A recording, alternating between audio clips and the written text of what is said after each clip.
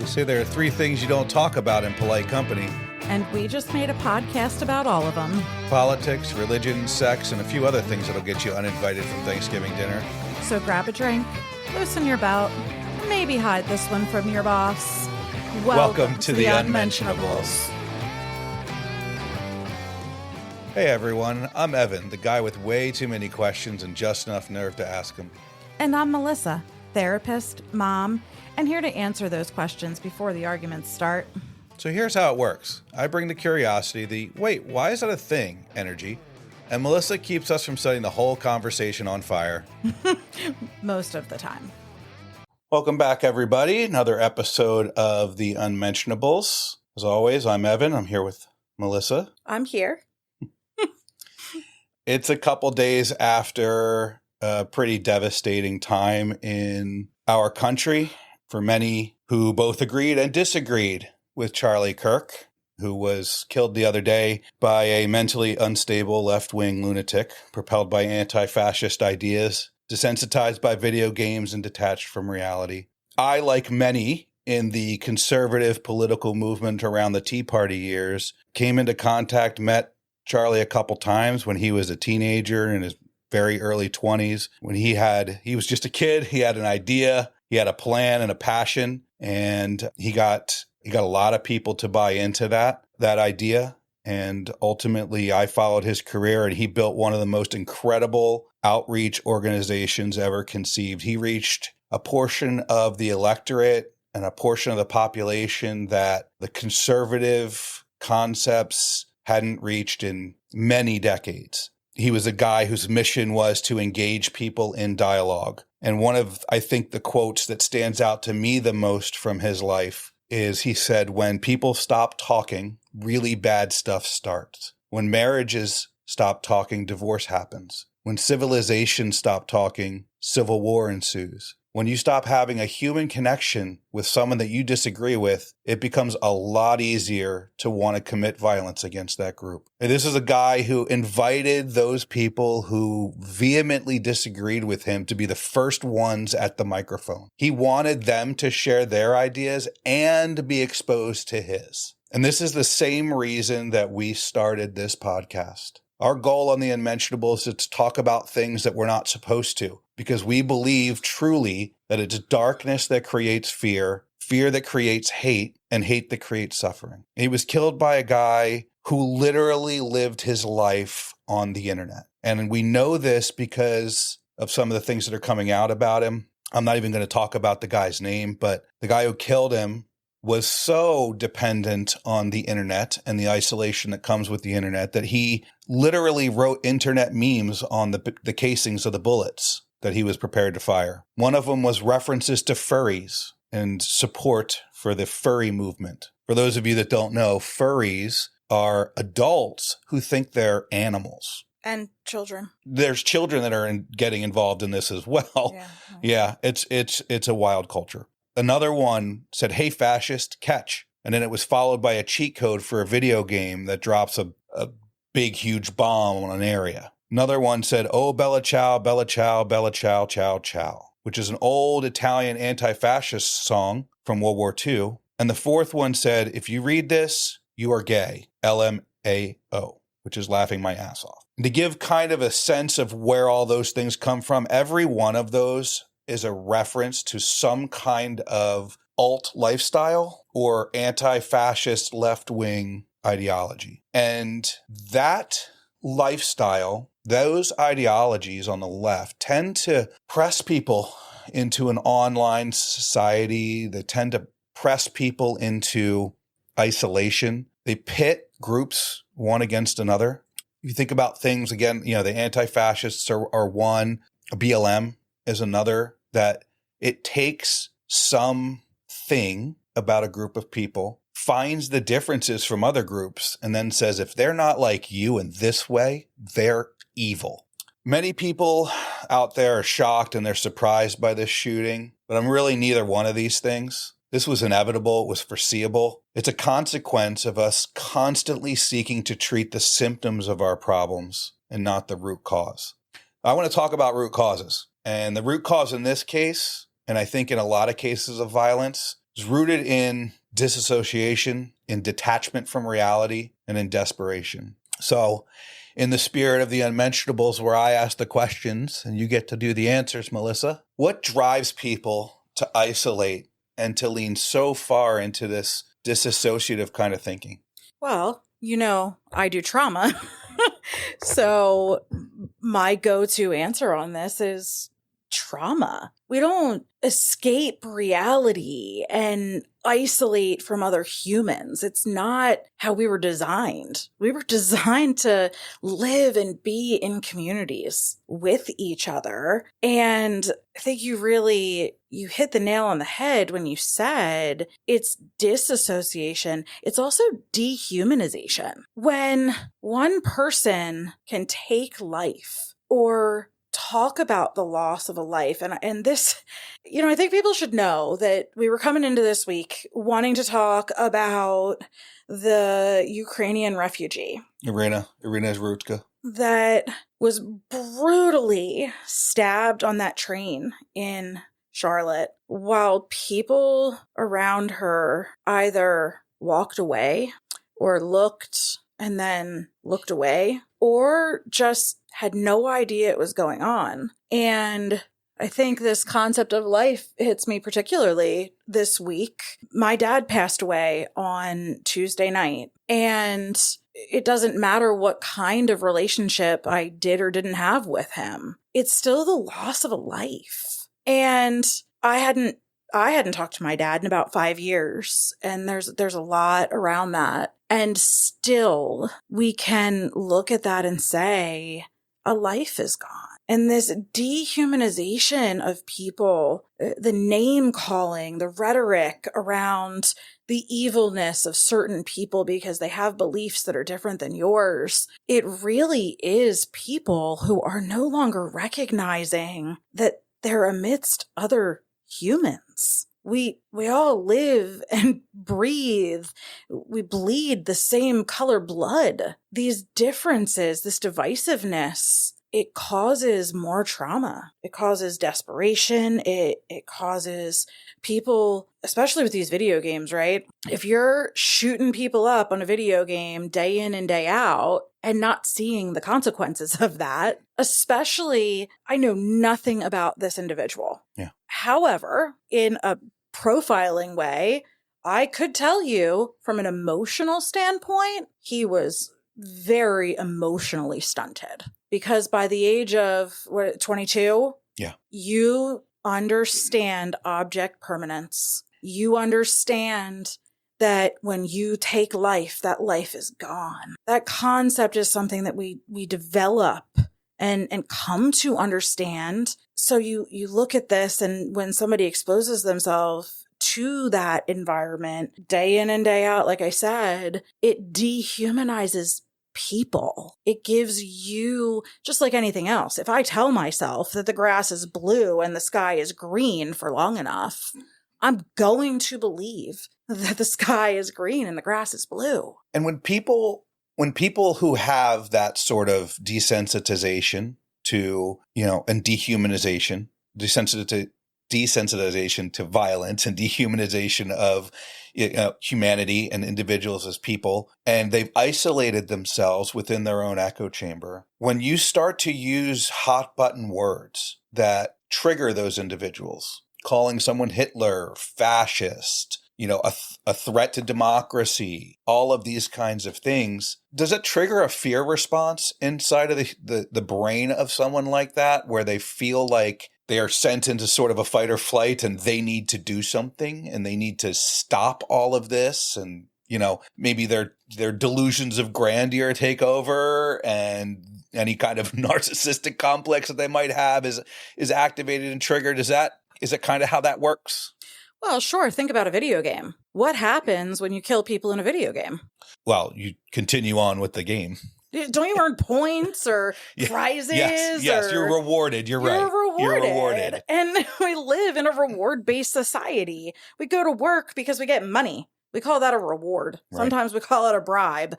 But how many people can actually sit back and say they're doing what they love and it wouldn't matter if they got paid or not? mean, I can say that, but I don't think there's very many that can. So when you are rewarded for these maladaptive behaviors, and people who are enmeshed in video games in that way, it's a coping skill. Outside is uncomfortable, but this world is my new reality. And really what we're seeing is the nervous system, and you brought up fight or flight, but what these video games do is they put people into the dorsal part of their nervous system. Have you ever seen somebody playing video games that almost looks comatose? Yeah. Yeah. Sometimes our own kids, right? Right. But that's why we limit them. So we limit them. Staring. You might see a little bit of drool sneaking down. It's a blank look because they may as well be in a turtle shell. And when we access that dorsal part of our nervous system, it is like a turtle shell because the outside world is so unsafe. There is imminent risk of death. And we've got to tuck inside and imagine our own reality where all that stuff isn't happening.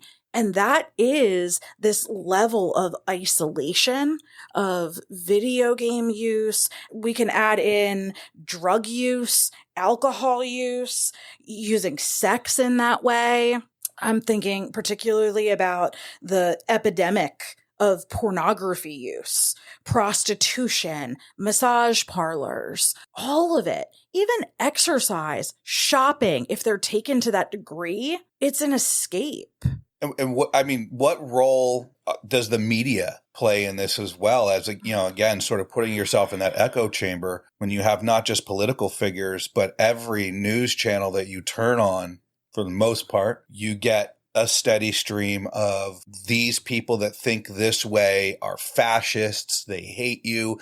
They want to murder you. They want to kill you. They don't care about your life. They don't care what you think. They want to take the things you have away from you. And it's in all kinds of media. It's not just the news. It's in television shows. It's in movies. It's embedded into video games. Social media. That is what triggers fight or flight. And propaganda, right? But the term I used was gang mentality. What's the one that you had used earlier? Groupthink. And that is what this is I am going to think like those around me because it's a sense of belonging. It's a sense of community in a lot of ways. And so I will align how I think to help me be part of this group where I feel like I fit in. And when ideas are introduced and you go against the fray, well, then I'm losing my family. And that's scary for people. It's scary to lose family. We don't just walk away and restart because it's fun. Yeah. I want to go, you brought up Iryna Zarutska. For those who may be unaware, just a little bit of a background on this. This was last month in Charlotte, North Carolina. Iryna was a 23-year-old Ukrainian refugee who fled Kyiv from the Russian invasion with her family. Her father is still in Ukraine, wasn't even able to come to her funeral because he's conscripted into the armed forces. He's of fighting age, so he's busy doing his job. She had a degree in art and restoration. She was studying English. She wanted to be a veterinary assistant. She was all the best things of immigration that you could think of. She was killed by a 34-year-old career criminal, homeless man. 14 separate convictions since 2007. Felonies including larceny, armed robbery, breaking and entering. Multiple times this guy has been in a courtroom. He served 5 years starting in 2015 for armed robbery, possession of stolen goods, resisting arrest. Immediately after his release, which by the way was a year early, he was arrested for assault. Then he was arrested separately for communicating threats and misusing 911. All of this happened prior to the murder on a train car with 5 other people right next to him. He was diagnosed with schizophrenia, delusional behavior, claims of mind control. And after he pulled out a knife, it was a knife, by the way, not a gun. But once he pulled out the knife and slit this girl's throat, who was sitting in front of him minding her own business, he reportedly said, "I got that white girl," before leaving the train car at the next stop. And I want to talk about this not from necessarily a view into the mind of the killer, because I think we can all agree he's just a mentally disturbed individual. And there can be a lot of, medical diagnoses of why someone acts the way they act when they're in that kind of a situation, but it's pretty clear there's disturbed mentality there. But I want to look at it from the perspective of the others on the train. And you brought this up earlier. There was a woman sitting across the aisle from the murdered girl. She looks to her left, she sees what happens, and then she turns her head and she actively ignores it until the killer leaves the train, and then she gets up and moves away. There is a man behind that woman who sees the crime happen, stands up from his seat, takes a step back, waits for the killer to walk forward, avoids the bloodstains, and moves away. There's a man that's sitting behind the murderer, sees the crime, leans over in his seat to look at the aisle and the blood trail in the aisle, never moves. Then there's two others at the back of the train. One of them in the opposite the aisle, sees the crime happens and just sits there with this shocked look on his face, never moves. The other one, who's in line with the murderer at the back of the train, probably 5 seats back, maybe 4, he's so engrossed in what's going on in his phone and with his headphones on that he doesn't even react to the commotion. So I need to ask, how do we disassociate ourselves so much as regular people? Because I'm sure these people are not criminals. They're not murderers. No one went to help Iryna, either during the commission of the crime, and I can certainly understand the self-preservation aspect of that, nor after the fact, when the threat was gone, no one moved to help her, to see if they could help her, to check on her. What can create that? I'm still overwhelmed. I'm still overwhelmed by the lack of response. And in all fairness, none of us knows exactly how we would respond in that situation. I would like to think that as soon as the immediate threat was off the train, that I would have run to help her, to put pressure on her, to at least talk to her and tell her, you're not alone. I'm here with you. And when I think about the fact that she died alone around how many people? Like it really hits. And we can say they didn't do anything because we live in a culture where many people have criminal activity happening around them and very real threats. And if they speak up, if they try to intervene, it's learned behavior that it will also put me at risk. And when you've grown up seeing and hearing and believing, don't get involved. That's not your problem. Leave it over there. That's exactly what we saw on this train. And it's interesting because I was talking to somebody earlier today, and a person happened to be in law enforcement and shared with me this view. And I asked for permission to share this here. Said, so what happens when a cop, call it downtown Chicago, what happens when the white cop shoots the black kid? What do all the people? Oh, they surround the cop and they have their phones out and they're yelling and screaming. And Murderer! You're a murderer. Yep, racist. As they're there with their phones, yelling and, getting violent themselves. So what happens when the gang leader in the same town, same block, walks up to a house and shoots a black kid? We don't know why. What does everybody do? They hold vigils. They scatter. And they scatter. Yeah. They're not talking to the police. Mm-mm. They're not screaming murderer. Mm-mm. They're not asking questions. Mm-hmm. They're silenced, except that poor baby's mama who's sobbing over him. Mm. And I thought it was really interesting how this was framed. And this person happens to also be African American and was sharing it with me in this way, because people will look at someone who didn't murder anyone, but they've been trained to believe that person's a threat. Mm. That person who's actually there to help them is a threat and must have not been warranted in what happened. It doesn't matter if that kid had a gun that he was aiming at the cop. Right. And yet, when the gang leader walks up to the kid that's unarmed and shoots him in cold blood, nobody's calling him a murderer. And that's the same concept. It is fear. It's desperation. It's self-preservation. And a lot of the things that are going on right now, it's generational. Yeah. It is how mom and dad were raised. It's how you were raised. And it's how you're raising your kids. And we are seeing more and more people standing up and saying, no, I'm going to change these cycles. I'm going to be a cycle breaker. And people aren't going to like it. They're not going to like that I go help that kid because God forbid he doesn't have the same skin color as me. But, we're teaching our kids, it doesn't matter what religion somebody practices, what somebody's skin color is. It doesn't matter what sexuality they choose to practice in their personal life. None of this matters. What matters is the character of the person. Do they have character? What do they do when nobody's watching? Do they put the grocery cart back in the spot that Giant has for the large grocery carts?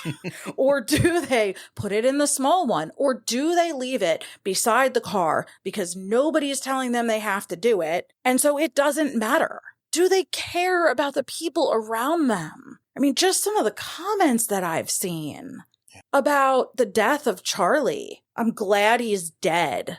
Yeah, I mean, we go back to this, and I like what you were just saying about being a cycle breaker, because that's what Charlie was. Mm-hmm. Charlie was a cycle breaker. Charlie was the guy that went and said, okay, change my mind. Convince me that I'm wrong. I know what I believe as a Christian, as a man, as a father, as a husband, as a conservative, with all the viewpoints that I have. He was secure. I know, yes, he was secure in what he believed, and he was willing to discuss it with you. And he welcomed people to dissent him. He welcomed people to bring their ideas to the front. Do you know how I found out about him? How's that? From my older daughter. Oh? She is the one that was like, hey, Mom, have you seen this? Now, she's 13. Yeah. And she's been watching him, I think, for about the last 2 years. And she's the one who's like, have you seen this? Yeah. He got her started on watching politics and watching the news and asking hard questions. We have had conversations about abortion and how that interacts with faith, and where is the line between I believe what I believe and you're allowed to believe what you believe. We don't need to shove that down each other's throats. We've talked about transgendered issues. We've talked about drugs. We've talked about addictions. We've talked about so many different things. And he really did open up, I think, the door for people to talk about things in a civil, well, he was always civil, in a civil way. Yeah. It's whenever you have a debate, if you're going to have a civil debate, you'll have to have a civil debate with two people who are utilizing facts and figures. But isn't a debate about right and wrong, winning and losing? Debate is just about two different opinions, or not even that different of opinions, but it's a discussion it's an exchange of ideas. It's a sharing of ideas. We have painted debates as, an opposing viewpoint to an opposing viewpoint. That wasn't always the case. In some cases, early on in America's founding, you had people that very much agreed that we needed to be our own nation. We had people that very much agreed that the King of England was treating us poorly. They disagreed on aspects of that. They disagreed on nuances of that. And they had those discussions and those debates. And sometimes those things can get heated when the passions rise and people's emotions take over. But what you need to think about and what you really need to do is realize that this is a person's opinion or their ideas, if not destructive to you, are simply thoughts. And words are words, and they are conveyed in such a way that they formulate opinions. And that is okay for people to have their own differences of opinion. It's not evil to have an opinion.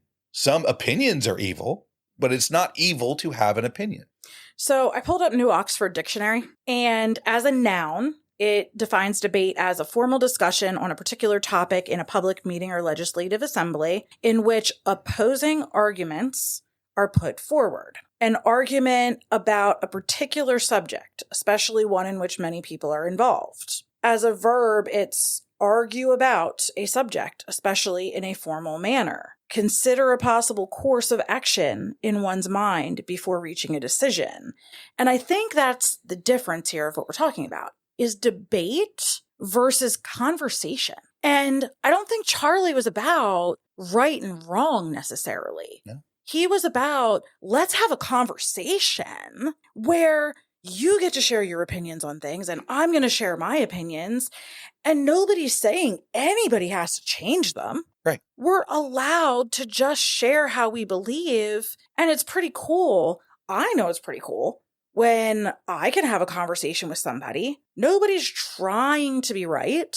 We're just saying, hey, look, this is my view on it. Share with me about yours.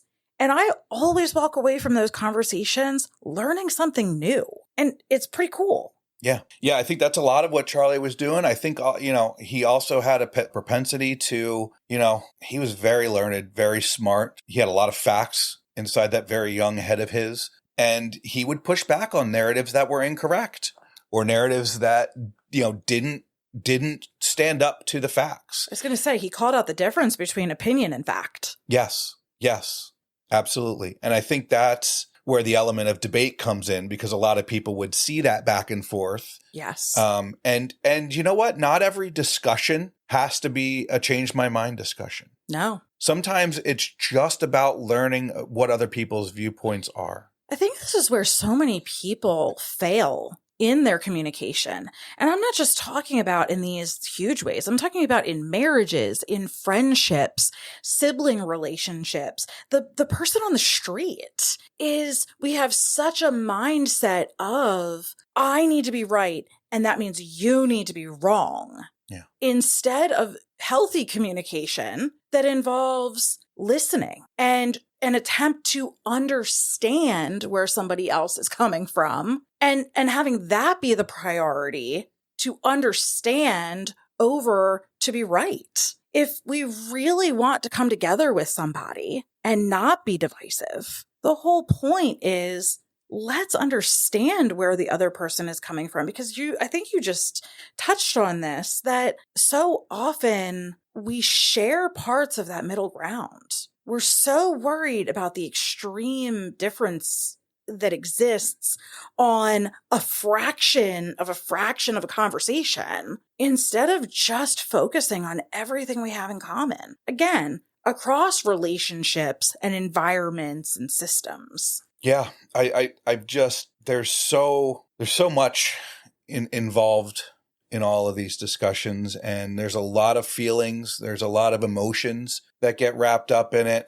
I think really kind of focusing on, again, root causes as opposed to symptoms of all these things that we can slap a bunch of Band-Aids on a hemorrhaging wound and it might stop the bleeding for a couple seconds, but it is never going to fix what's underneath. And what we are looking at is a humanity problem. Yeah. We're looking at a heart problem. And, my personal opinion is that we are looking at a world that has stepped away from God as the source of our humanity. And when we look at a society like that, what did the Constitution say? Said that the Constitution is only not the Constitution. It was one of the writers of the Constitution. The Constitution will only be... Yeah, that was John Adams when he was president in 1798. He was writing a letter to the Massachusetts militia, and he was saying that we have no government armed with power capable of contending with human passions unbridled by morality and religion. Avarice, ambition, revenge, or gallantry would break the strongest cords of our Constitution just as a whale goes through a net. Our Constitution was made only for a moral and religious people. It is wholly inadequate to the government of any other. The idea that he was espousing is that our Constitution must be accepted within the bonds of morality. When you take morality out of the equation, the Constitution becomes a flimsy document. Anybody can change it. And I think that's where we've gotten, is everyone isn't on the same ground, using the same moral compass. And when we have a killer, be it with a knife or a gun, that uses a knife, and then one group stands up and uses, what was the platform? They're raising money for the guy. Oh, GoFundMe. They're two different GoFundMes for a murderer. And there's no doubt in my mind that there will be another group that steps up to GoFundMe for Charlie Kirk's killer. And when we live in a society where people continue to support this, the senseless taking of life over conversation, it's going to continue. Well, and the senseless taking of life for somebody just existing on the same rail car as you. Yeah. I agree with you. I think the root cause of all of this is desperation.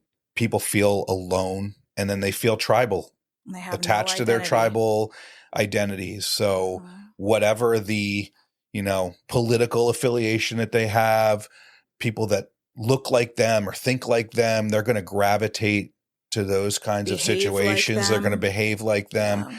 They're going to support them. I think people, look, we're living in a time when I think people are living their lives in a constant state of, fight, flight, or freeze, as you say, right? Sure. Every day is a struggle to stay above water for some people, financially. For some, their communities are so unsafe that it's literally self-preservation every day just to wake up tomorrow. And I have to protect me and my own first. Yeah. For so many people in our cities and our communities, it's a daily trauma add-on, time and time again, moment after moment. I think in a lot of ways, our major cities are mirroring what Soviet Russia looked like during the Cold War, where you have, tribalism and desperation and depression and, so many things are allied against people in those kinds of situations. There's a lot of, I don't see a path forward. I can't get ahead. Who can I blame for this? We know this, we are living in a broken world that's are full of broken people. And I'm so good with like pulling out these, so-and-so said something about something. The whole concept of hurt people, and heal people. And it's inadequate because we're all broken. We're all hurt. We all have trauma. Some of us take our trauma and say, how can I use this to help other people? And then there are the people that have the trauma and they don't trust the world. They put up their walls and decide that feelings are harmful and vulnerability is harmful. So I'm going to isolate. I'm going to build my own little world here where everything revolves around me and I get to do what I want. So hurt people don't always hurt people. Sometimes, well, they hurt themselves. They do, but hurt people can also choose to help heal people. Yeah, I think we're living in a culture, in a world where it's just continuing to breed, apathy and ignorance and tribalism and violence. It's breeding silence. And I think, again, shutting down those conversations. I mean, this assassination of Charlie Kirk was intended to silence debate and discussion and yet, dialogue. What is it doing for us? Well, what did you text me after it? Well, we're getting louder. We're going to get louder. We're going to get louder. And I think that is the sense among people is if you're going to try to silence me, and this is my whole mentality, the more you try to silence me, the louder I'm going to speak because it means I'm a threat. Yeah. And unlike Soviet Russia, where they had a dictatorship that was controlling the military and the police forces and would silence critics and, where killing critics created fear among the population because they'd lived for generations in that kind of a society. That's not America. That's not who we are as a people. That's not how this nation got started, and it's certainly not how this nation's going to go. We are not a population that can be controlled. We're not a population that's going to listen to your mind your own business, shut up, sit down, take it. You don't matter and you can't help anyway, even if you do. And if you do, you bear the risk. Well, we don't kowtow to that. No. We're not afraid of that. We don't believe it. We know that each of us individually can make a difference. We know that all of us together can make a huge difference. And it takes the free exchange of ideas in order for us to make a more perfect world. For our kids and their kids. And their kids. And the founders knew that. That's what our country was founded on, is the idea that what we have is not good enough for the future. So let's talk about how we get to a better future. And that is ingrained in every single American. It doesn't matter if you were born here or you came here and you adopted our values. It doesn't matter if you come from a long, generational history of people that have been here since early days, or if your family was brought here by some way or another. If you've been in America, if you've really looked at our history, if you've really enmeshed yourself in the American culture and you understand, what this country gives you as a citizen, then it's built into you. You come here for one reason and one reason only, and that reason is liberty. You come here because here is where you can be whoever it is you want to be. It's so true. So the answer to our problem, I think, is really reducing desperation and remembering the spirit of who we are as people in America. And it's not to be controlled. We rebelled against the biggest king, or the greatest king, the biggest country, the broadest empire in the world. And we said, no, thanks. Well, and I think coming up here, we're going to have a lot of conversations about the different parts of our society, the different social systems, the education system, the child welfare system, the prison system, the judiciary, and what its purpose is, and how is it really protecting the public? Whose rights matter more in all of these different places? So I think we have some really good topics coming up to talk about and be real about, and bring in people that work in those environments and see it from the inside. Absolutely. Yeah. And we'll talk about some of the, incidents that we've already brought up on this episode in regards to some of those topics in the future. And I'm sure other things will come up, but you're right. We are going to start having real conversations about these real topics and really dive into, okay, where we are isn't good enough. How can we make it better? Right. Absolutely. All right. So we want to leave everybody today with a song from Tom McDonald. He's at Tom McDonald Official on all the social medias, and his website's hangovergang.com. This was a song that he put together just in a 24-hour period about Charlie. And we want to send our condolences and our prayers and our thoughts to Charlie's family, especially his wife and his kids. And we really just hope that God will protect them, keep them, inspire them, and comfort them in this time. And yeah. Absolutely. Because hurt people can heal people. Absolutely. So here's Tom McDonald.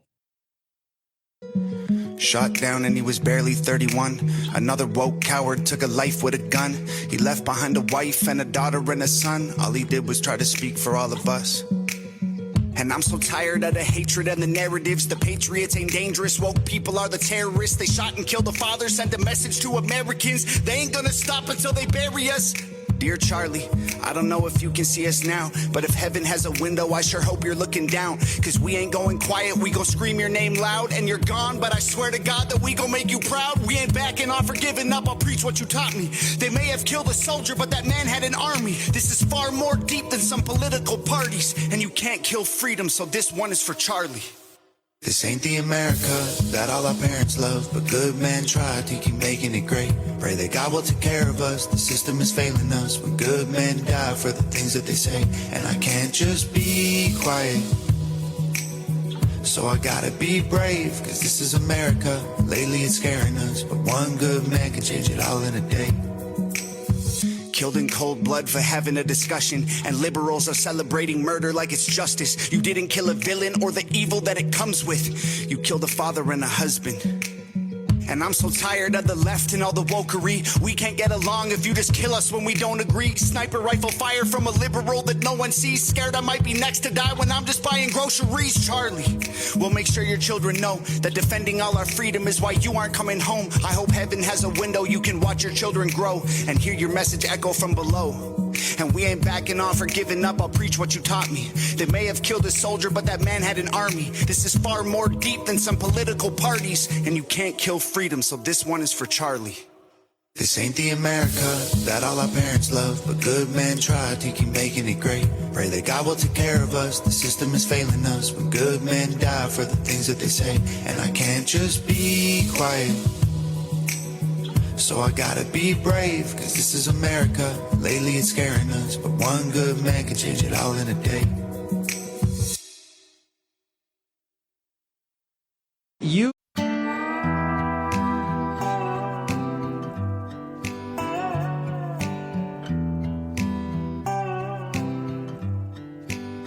thought it'd be golden, crossing the line and don't look back.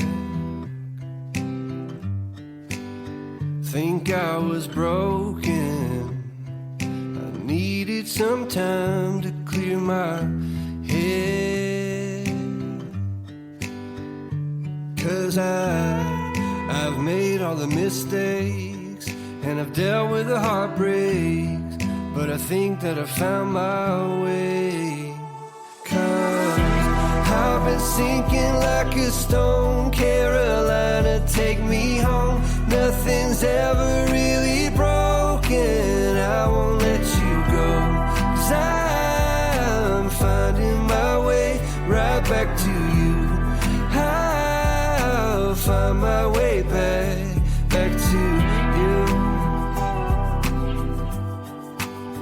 I see a river floating its way out to the sea.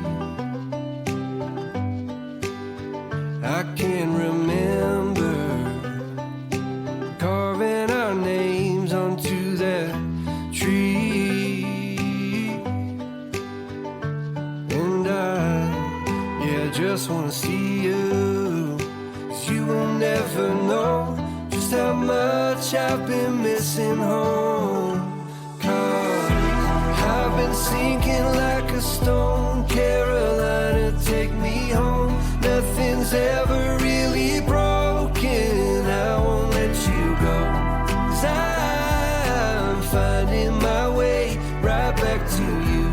Yeah, I'll find my way back to you. I think that I'm finding my way